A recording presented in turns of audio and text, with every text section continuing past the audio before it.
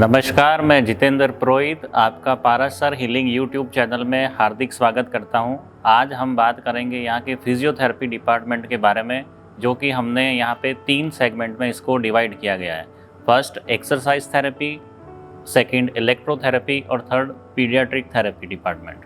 ये हमारा इस हॉस्पिटल का इलेक्ट्रोथेरेपी डिपार्टमेंट है।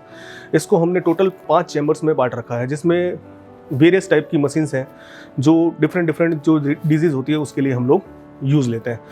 जैसे किसी के पेन रिलीफ हो उसके लिए काम आता है, या कोई पेशेंट हेमिप्लीजिक हो तो उसके लिए काम आता है।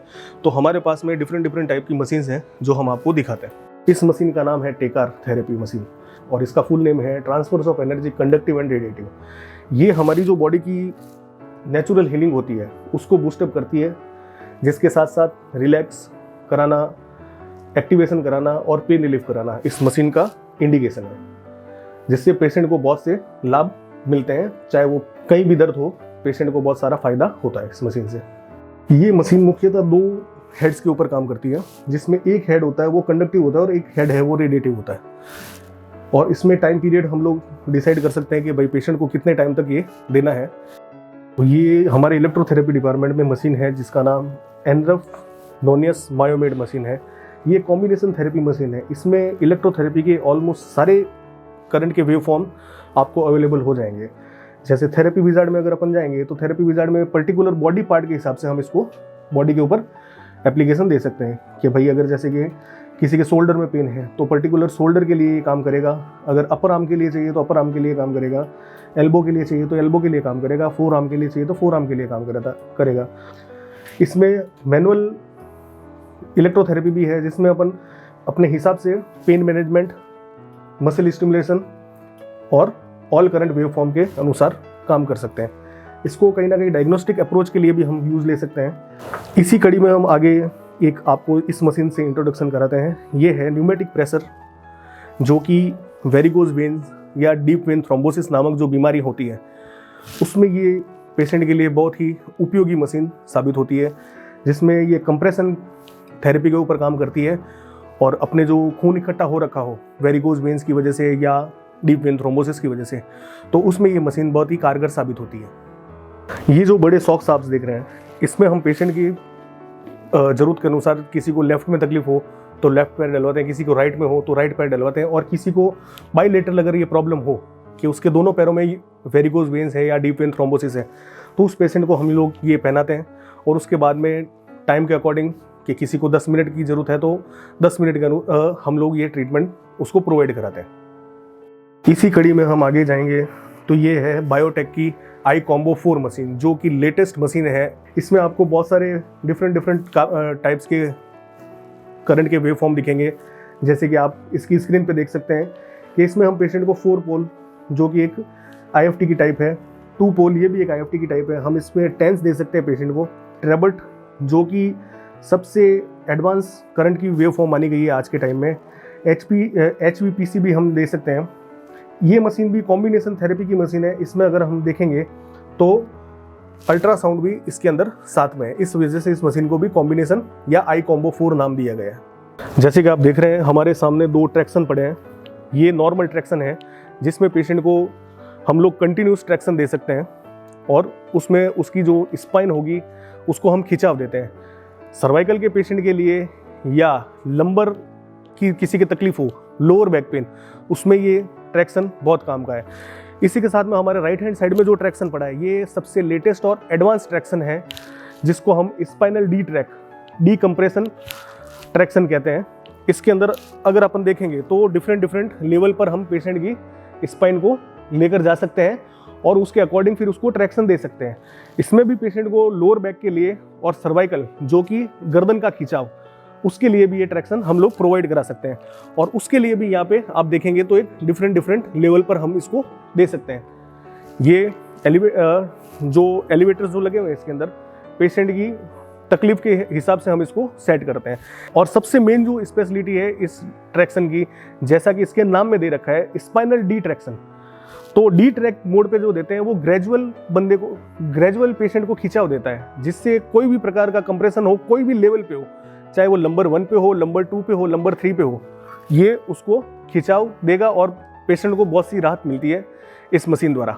जैसे कि मोहित जी ने अभी आपको इलेक्ट्रोथेरेपी डिपार्टमेंट के बारे में जानकारी दी, अब हम आपको एक्सरसाइज थेरेपी के बारे में जानकारी देंगे। हमारे पास यहाँ अलग अलग कंडीशंस के हिसाब से अलग अलग मशीन्स हैं जो कि हम पेशेंट्स को फास्ट रिकवरी के लिए इस्तेमाल करते हैं। इसमें हमारे पास शोल्डर लैडर, शोल्डर पुली और शोल्डर रोटेशन की मशीन्स अवेलेबल हैं, जो कि हम लोग फ्रोजन शोल्डर के मरीज़ के लिए सबसे पहले इस्तेमाल करते हैं। इसके अलावा शोल्डर के फ्रैक्चर, रोटेटर कफ टियर, इन मरीज़ों के लिए भी ये अच्छे से इस्तेमाल हो सकती है, जिससे कि मरीज़ को जल्द से जल्द लाभ मिलता है।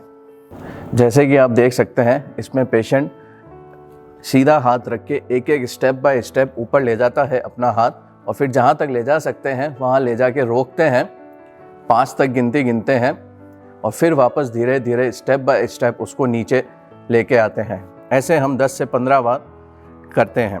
इसी तरह हम साइड के शोल्डर की मूवमेंट इंक्रीज़ करने के लिए पेशेंट को साइड से हाथ ऊपर एक एक करके ऊपर ले जाते हैं, फिर जहाँ तक ले जा सकते हैं वहाँ ले जाके 5 तक गिनते हैं और फिर वापस स्टेप बाय स्टेप नीचे लेके आते हैं। ये प्रक्रिया भी 10 से 15 बार की जाती है। इस शोल्डर पुली में हम पेशेंट को इस तरीके से बैठा के ये दोनों रस्सियाँ पकड़वा देते हैं।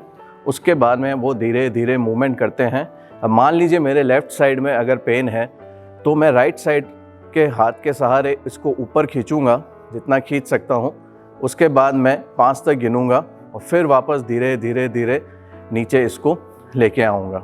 ये प्रक्रिया हम दोनों हाथों को फैलाकर साइड में भी कर सकते हैं। लेफ़्ट साइड का पेन है तो धीरे धीरे ऊपर ले जाया जाएगा, फिर राइट से पुल किया जाएगा, फिर 1 2 3 4 5 गिना जाएगा और वापस नीचे बिल्कुल धीरे धीरे धीरे इस तरीके से किया जाएगा। ये प्रक्रिया भी हम 10 से 15 बार दोहराते हैं। ये शोल्डर रोटेशन व्हील है जो कि शोल्डर की रोटेशन बढ़ाने के लिए इस्तेमाल किया जाता है। इसमें पेशेंट को इस पोजीशन में खड़ा करके सीधा पकड़वाया जाता है, फिर एक बार क्लॉकवाइज रोटेशन कराया जाता है जो कि 10 से 15 बार कराया जाता है। उसके बाद में वापस एंटी क्लॉकवाइज ये भी 10 से 15 बार कराया जाता है। ये हमारा सस्पेंशन बेड है जो कि हम पैराप्लीजिया के मरीज़ या फिर हेमीप्लीजिया के मरीज़ या स्ट्रोक के मरीज़ जो होते हैं उनके लिए इस्तेमाल किया जाता है। इसमें उनको लेटा के ये विभिन्न तरह की रस्सियां हैं, इनके द्वारा उनका मूवमेंट इंक्रीज़ किया जाता है जिससे कि वो एक्सटेंशन, अबडक्शन, फ्लेक्शन कर सकते हैं। इसके बाद में अलग अलग तरह की स्प्रिंग रेजिस्टेंस के साथ उनकी एक्सरसाइज करवाई जाती है जिससे कि उनके हाथों की, पैरों की ताकत बढ़ती है। धीरे धीरे अलग तरह की स्प्रिंग्स पे प्रोग्रेस किया जाता है।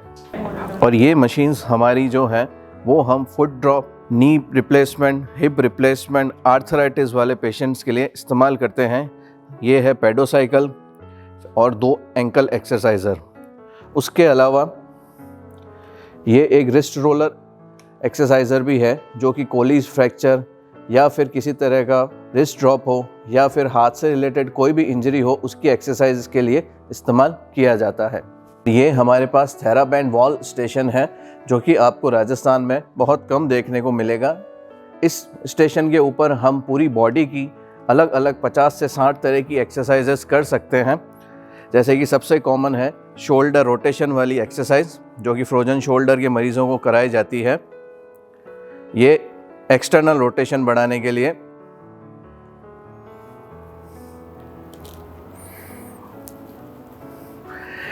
एक्सटेंशन बढ़ाने के लिए।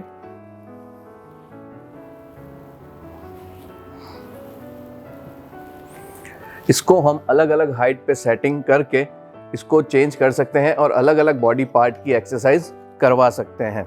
श्री सांवरलाल ऑस्टियोपैथ चैरिटेबल संस्था में आज हम बात कर रहे हैं पीडियाट्रिक डिपार्टमेंट में फिजियोथेरेपी के लायक जो बच्चे आते हैं उनके बारे में। जो सेरिब्रल पाल्सी या डिलेड माइलस्टोन के जो बच्चे होते हैं उनको हम किस तरीके से ट्रीट करते हैं। उनको ball exercise, mat exercise, bolster और वेज की तरह उनका सपोर्ट लेके हम एक्सरसाइज करवाते हैं जिससे उनके नेक होल्डिंग, ट्रंक बैलेंस और स्टमक की जो मसल्स हैं वो मजबूत करते हैं जिससे वो सिटिंग कर सकते हैं और उनको बाद में स्टैंडिंग और वॉकिंग करवाते हैं। ये एज ग्रुप का ऊपर डिपेंड करता है कि जैसे 5-6 महीने के बच्चों में अगर ये चीज़ पता चल जाती है तो वो ज़्यादा सही रहता है, और उसमें 3-4 महीने तक हम उनको एक्सरसाइज कराते हैं, फिर फॉलोअप में वापस बुलाते हैं और उनका एक प्रोटोकॉल बना के उनके पेरेंट्स को बता देते हैं कि ये एक्सरसाइजेज इनको नियमित रूप से घर पे करवानी है, जिसके बाद में उनमें काफ़ी सुधार देखने को मिलता है। इस वीडियो में हमने बताया कि श्री सांवरलाल ऑस्टियोपैथ चैरिटेबल संस्थान में हम फिजियोथेरेपी डिपार्टमेंट में कौन कौन सी मशीन यूज़ ले रहे हैं, कौन कौन सी कंडीशन में वो इंडिकेटेड है। इसमें एक्सरसाइज थेरेपी, इलेक्ट्रोथेरेपी और पीडियाट्रिक थेरेपी के बारे में आपको बताया गया है। अगर इस वीडियो को अगर आपको अच्छा लगा तो इसको लाइक कीजिए, और कोई भी तरह की जानकारी चाहिए तो आप इसमें कमेंट कर सकते हैं, या कोई भी अगर आप बीमारी से जूझ रहे हैं तो एक बार SSOCS के पारासर हीलिंग यूट्यूब चैनल पे जाके देख सकते हैं, या यहाँ आकर अपना इलाज करवा सकते हैं। इलेक्ट्रोथेरेपी डिपार्टमेंट की कोई भी मशीन के बारे में अगर आप डिटेल वीडियो जानना चाहते हैं तो भी उसके बारे में आप कमेंट कीजिए, तो हम उसकी पूरी विस्तृत जानकारी आपको दिखाएंगे।